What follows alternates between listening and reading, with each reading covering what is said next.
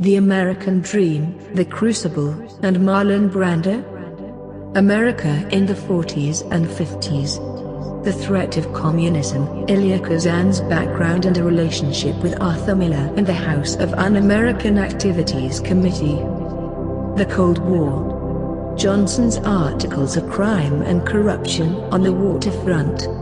Schulberg the Scriptwriter. The American Dream. This is all sincerely written out of respect for all Americans. Written out of a university class speak. Brutally sensationalized for effect. America in the 40s and early 50s became a fearful place to live for many.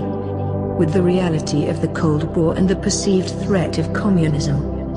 A senator by the name of Joseph McCarthy wanting desperately to expose these traitors of the American way.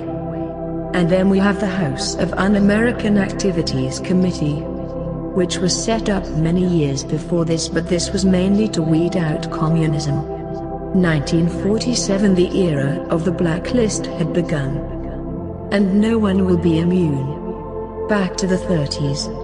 Elia Kazan joins what was known as the group theater.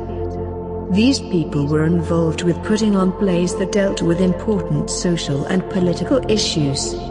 2 years later, Kazan joins the American Communist Party, although only for a year or two, but this will come back and haunt him for the rest of his life. 40s. Elia Kazan becomes good friends with a man called Arthur Miller.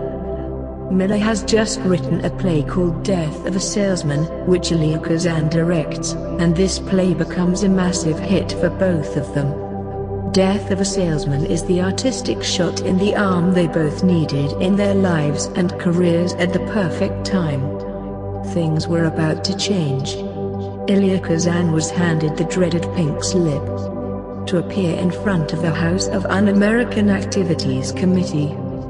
They wanted him to testify of his knowledge of some people's involvement in the Communist Party.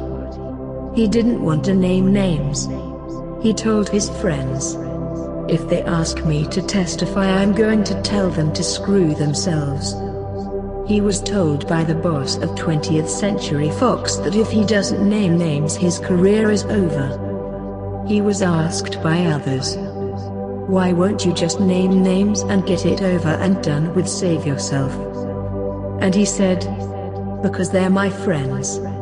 After much soul-searching, he confided in his good buddy Arthur Miller, who has had his flirts with communist groups, took Kazan aside and said, "Hey, whatever you decide to do, it'll be the right thing because your heart is in the right place."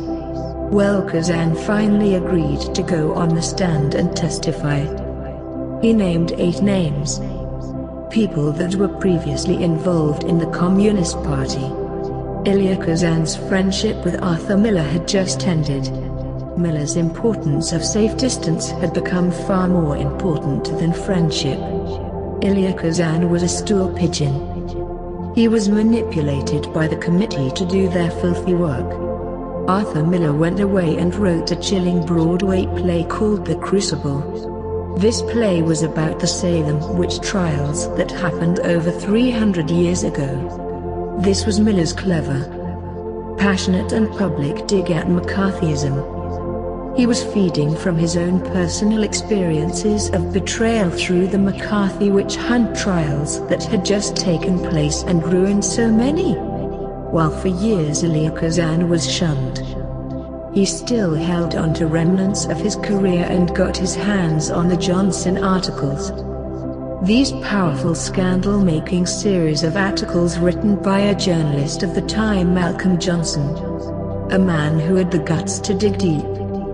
These articles were an expose of the corrupt union along the piers and docks of old New York. A screenwriter of the time, Bud Schulberg. This screenwriter of the time had just been through the same as Elia Kazan had been through. Schulberg too was also dragged through the House of Un-American Activities Committee. He too also named names and he too was also shunned But Schulberg got his hands on these articles and he transformed these into a film script masterpiece called On the Waterfront. 3 things represent America: the flag, apple pie, and the American dream. 2 of these things often get burnt. This jagged little pill called the American dream was never official, or legal, or even a constitutional promise. A nice positive jingo. 50 million living in poverty. America isn't broke. Contrary to what those in power have us believe, the United States of America is awash with wealth and cash. It's just not in the hands of the everyday American. It's been transferred in the greatest heist in history, from the everyday worker, the consumer, cleverly to the banks and the portfolios of the filthy rich 1%ers. Well, everyday Americans, keep on dreaming, because dreaming the American dream will only give you insomnia. Yet although everyone needs to dream of something better, if not, why exist?